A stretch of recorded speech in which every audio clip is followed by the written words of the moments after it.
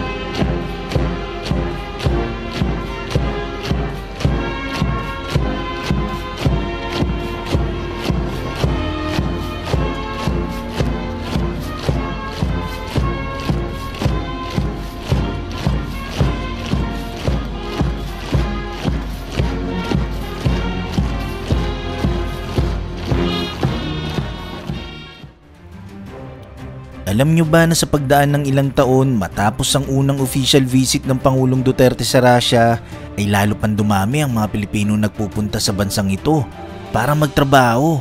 Ito'y ayon sa Philippine Ambassador to Russia na si Carlos Soreta. Katunayan, nakarang taon lang nagpakita ng interes ang Russia na gustong pumasok sa bilateral labor agreement para sa pag-deploy ng mga manggagawang Pilipino sa kanilang bansa. Ang kagandahan kasi kapag naisulong ang bilateral labor agreement sa pagitan ng Pilipinas at Russia, magkakaroon na ng legal status ang mga Pinoy na gustong magtrabaho sa Russia. Nagustuhan mo ba ang kwentong ito? I-click na ang like button at i-share ang video na to. Mag-iwan lang na komento para sa inyong mga salubin. Maraming salamat. Hanggang sa muli.